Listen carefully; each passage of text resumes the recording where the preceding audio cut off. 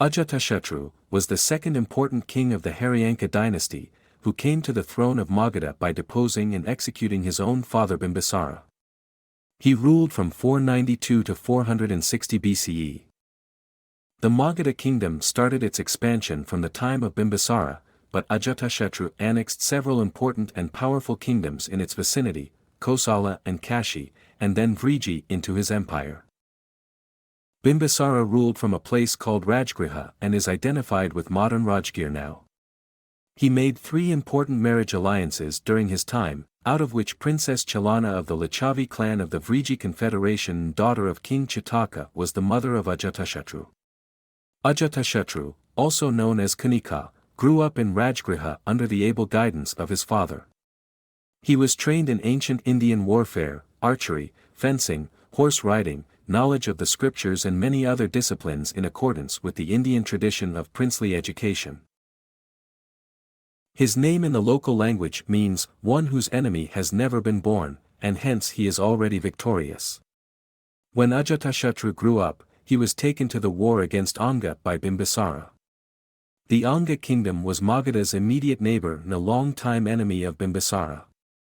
Their capital was at Champa. It had access to trade routes and coastal areas for overseas commerce. Bimbisara understood its importance. He attacked and defeated the Anga forces in battle. After the battle was won, Ajatashatru was installed as a governor. Anga soon proved to be the most flourishing region for the empire as its overseas trade made the kingdom rich and its army powerful. Bimbisara had always considered Ajatashatru to be his ideal heir and hence he had put him there in charge of the most important and prosperous province. However, Ajatashatru's ambition soon got the better of him and he was not satisfied just with the control of one region. According to Buddhist sources, Ajatashatru was continuously ill-advised by a monk called Devdatta, a cousin of Gautama Buddha. Bimbisara by then had probably turned a follower of Buddhism and Gautama Buddha's growing influence on him made Devdatta jealous. He coveted a position for himself in the imperial court and convinced Ajatashatru to usurp the throne through a coup. Ajatashatru was tricked by all these and he soon deposed and later executed his own father after imprisoning him. Though, a legend also says that Bimbisara took his own life after he was being imprisoned. Whatever the case, Ajatashatru was responsible for his father's death which gave him a chance to ascend to the throne of Magadha. Ajatashatru's cruelty brought him to the throne, but his ambitions did not end there. He wanted a greater kingdom for himself. In the meantime, shocked at the patricide committed by Bimbisara's own son, one of his wives, the princess from the kingdom of Kosala died too, out of grief. She was the sister of King Prasenajit, the ruler of the kingdom of Kosala who had gifted the flourishing city of Kashi to Bimbisara. After losing both his sister and brother-in-law, an ally, Prasenajit was enraged and took Kashi back. This gave Ajatashatru a reason to attack Kosala. The battle between Ajatashatru and Prasenajit witnessed a seesaw of fortunes for both. Once, when Ajatashatru was defeated and caught without guard, his life was spared by the older Prasenajit. Eventually, Prasenajit reached a compromise with Ajatashatru and let Ajatashatru go after he promised to maintain peace. To maintain healthy relationship between both kingdoms, Prasenajit gave his daughter, Bajira, in marriage to Ajatashatru. Ajatashatru got Kashi back as a gift. However, Prasenajit was soon deposed by his own son, and Ajatashatru returned to attack the kingdom of Kosala with his full might. Now that the kind Prasenajit was gone, he soon annexed Kosala with all its resources.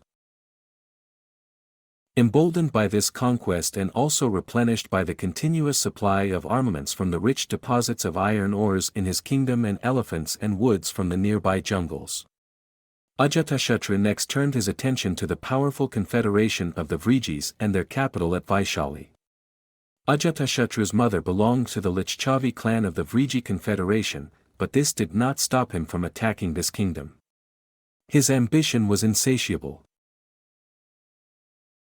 Attacking Vaishali was a crucial historic incident in the life of Ajatashatru. Conquering the Vrijis made him a powerful king in Indian history. At that time, the Vriji kingdom was an entity ruled by a confederation of the important clans of the town with the clan heads at the helm.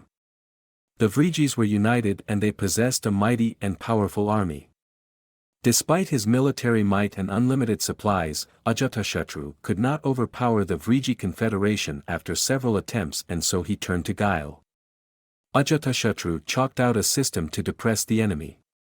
He understood that while united the Vrijis could never be defeated and looked for ways to break that unity.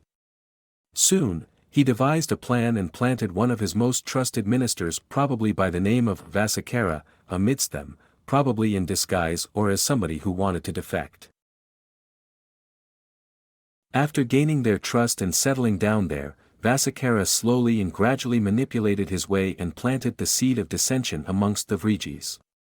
Their unity was gradually broken after the wily minister continuously ill-fed one against another with false stories. Their unity began to falter.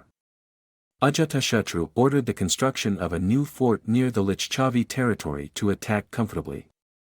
Later, this structure became the foundation of the new capital, Pataliputra, which became a famous center for ancient Indian political affairs. Ajatashatru attacked the city of Vaishali with all his might. He also improvised the technique of his attack this time by introducing two new and unique war machines. One was a catapult, named Mahashilakantika, which could throw huge stones from its arms amongst the enemy ranks, and another a scythed chariot with swords attached to its wheels and swords attached in a circle in front of the horses with an extra set of wheels to support the blades, which could cut and mow down the enemy while moving. He named this chariot Rathamusala. These two were formidable weapons for which the Vriji forces had no defense. After a bloody struggle, Ajatashatru defeated the combined forces of the Vrijis which they could muster at the last moment. He annexed the kingdom and added it to his already growing empire. The battle with the Vrijis took a long time to settle, and it is said that Ajatashatru fought with them for 16 long years from 484 BCE to 468 BCE. Besides further conquest, Ajatashatru attacked this kingdom for two other reasons. He was angry at the Lichchavis for not agreeing to share the contents of a jewel mine which was situated at both the kingdom's border and which the Lichchavis had earlier promised. Secondly, two stepbrothers of Ajatashatru had taken shelter at Vaishali after deeply offending him. Buoyed by this success, Ajatashatru then turned his attention to the most powerful kingdom of that time in the Indian subcontinent, Avanti, with its capital at Ujjain. The engagement reached a stalemate after some time. Ajatashatru ruled from his capital of Rajgriha, just like his father Bimbisara before him, but during the long Lichchavis campaign, for additional safety, he also constructed a fortified city near the Ganges River at a place called Patalagrama, which became the later Magadhan capital of Pataliputra. It has now been turned into the modern city of Patna. Rajgriha for its part was also fortified by 5 towering hills on all its sides, and Ajatashatru made it unbreachable by filling the gaps in the hills with stone walls. He inherited the administrative system set up by his father and the army with its 4 divisions of chariots, infantry, cavalry, and elephants. They also maintained some navy forces after the Anga conquest. Both the Jain and Buddhist sources claim that Ajatashatru followed their paths. Ajatashatru visited Gautama Buddha when he realized his mistake of executing his own father. He also supported the followers of all other religions who came to his kingdom of Magadha at that time. In religious tolerance, Ajatashatru seemed to have followed his father Bimbisara, who supported various religions by lowering or withdrawing taxes for ascetics. Due to the rise of Buddhism and Jainism in Magadha under Ajatashatru, the Brahmanical religion seemed to have taken a back seat there, as evident in literature. Ajatashatru was succeeded by his son, Udayan, who supposedly deposed and executed his own father, thus following a tradition started by Ajatashatru himself. The following rulers of the Haryanka dynasty after Udayan II committed patricide one by one. They were Aniruddha, Munda, and Nagadasaka. The last Haryanka ruler, Nagadasaka was deposed by the people and replaced by the Shishanaga dynasty. Ajatashatru's era remained very important in the context of Indian history not just for its empire building but, with people like Gautama Buddha and Mahavira Vardhamana living at the same time along with numerous other ascetics with their different philosophies, it also saw a spirit of asceticism and inquiry into the broader mysteries of the world. In the next video we will talk about the next powerful ruling dynasty of Magadha, the Shishanaga dynasty. Stay tuned for the next video.